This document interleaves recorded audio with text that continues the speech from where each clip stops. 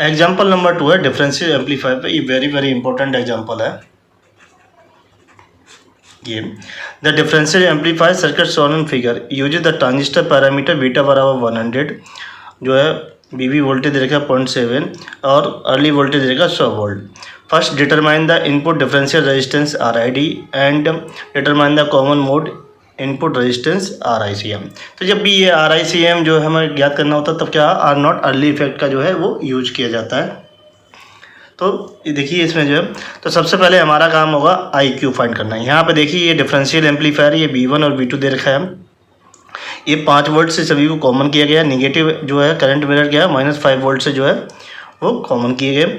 ये देखिए Q4 और Q3 क्या है, ये करंट मिरर है ये पूरा अरेंजमेंट, ये सिंपल VJT। तो देखिए यहाँ से हमें I रेफरेंस फाइंड करनी होगी और I रेफरेंस किसके बराबर हो जाएगा, ये IQ के बराबर हो जाएगा अप्रोक्सीमेटेड।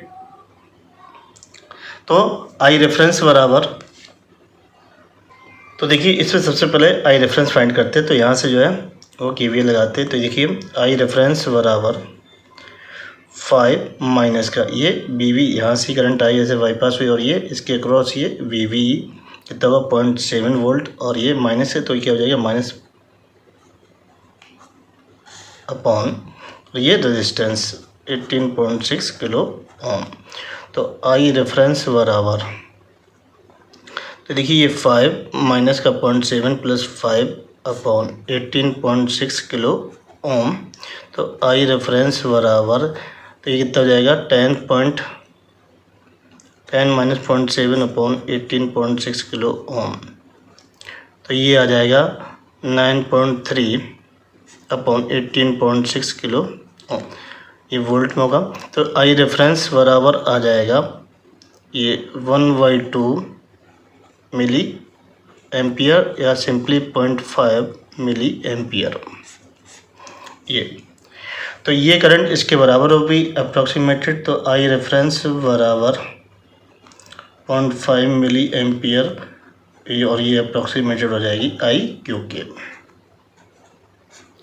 तो I1 और I2 क्या हो जाएंगी, करंट I1 बराबर ये I2 बराबर हो जाएगा ये IQ/2। तो ये हो जाएगा 0.5 मिली एम्पियर/2 तो बराबर 0.25 मिली एम्पियर। ये I1 बराबर I2 आ गई।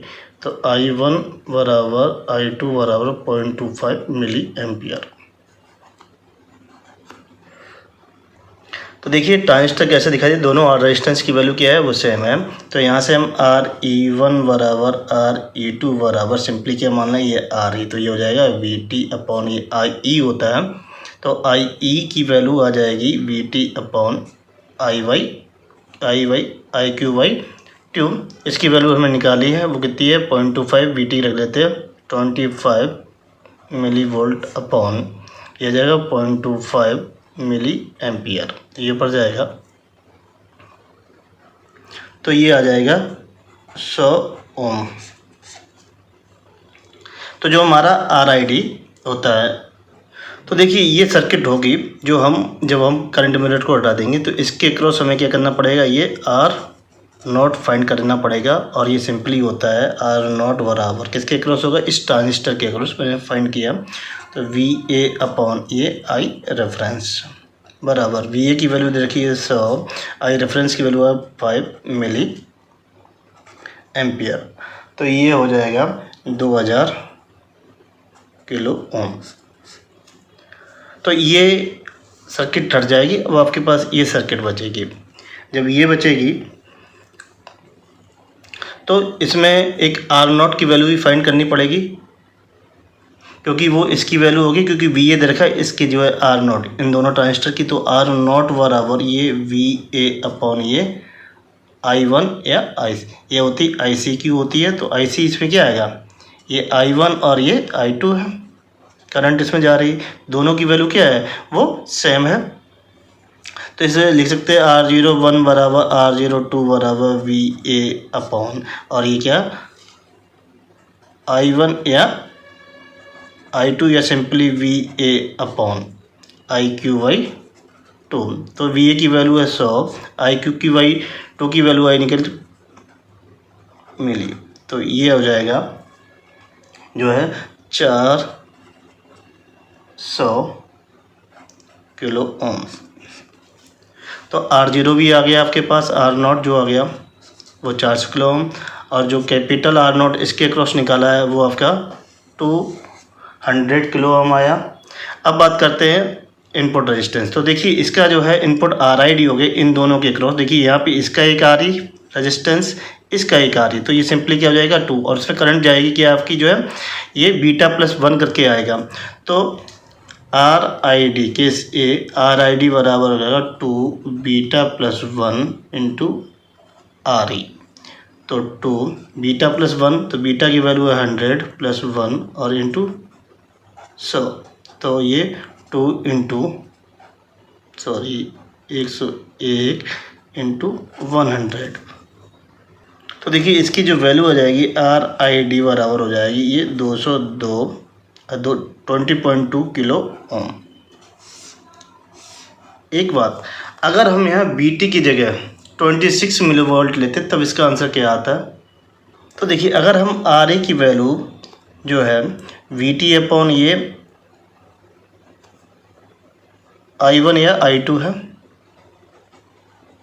सिंपली ये 26 मिली वोल्ट अपॉन ये 0.25 मिली एम्पियर, तो इसकी जो वैल्यू निकल के आएगी वो आएगी 104 ओम। तब हम RID निकालेंगे, तो 200 + 1 इंटू 104, तो देखिए ये कितना हो जाएगा 2 इंटू 101 इंटू 104, तो इनका गुणा करेंगे तो देखिए ये सिंपली कुछ बनेगा जाएगी 2100 ये तो इसे किलो ओम 21.01 किलो ओम अगर लिखेंगे तो अप्रॉक्सीमेटली क्या लिखते हैं 21 किलो ओम।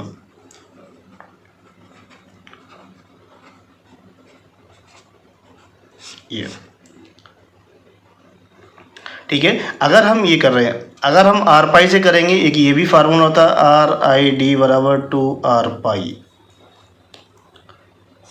ये भी होता है क्योंकि बीटा, तो अगर हम R पाई निकालेंगे, आपका ये आंसर भी सही है तो R पाई से देखते हैं ये भी, तो R पाई बराबर होता है बीटा PT अपॉन ये ICQ, तो ये 100 इंटू, अगर हम 26 मिली वोल्ट लेते 26 मिली वोल्ट अपॉन और IC की वैल्यू 25 ले लेते मिली एम्पियर, तो इसकी वैल्यू जो आ जाएगी वो आएगी 10.4 किलो ओम।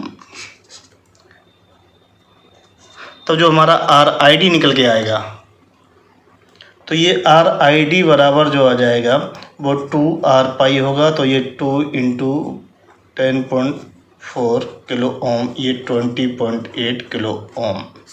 ये बेसिकली जो है सॉल्यूशन दे रखा है नीमेन में।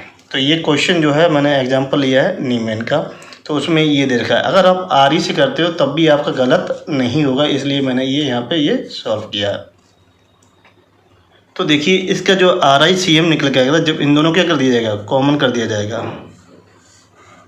ये V1 बराबर क्या कर दिया जाएगा, V2 कर दिया, तो जिसको RICM जो निकल के आता है वो आता है 1 + beta times of REE + R0/2, वो भी पैरेलल है।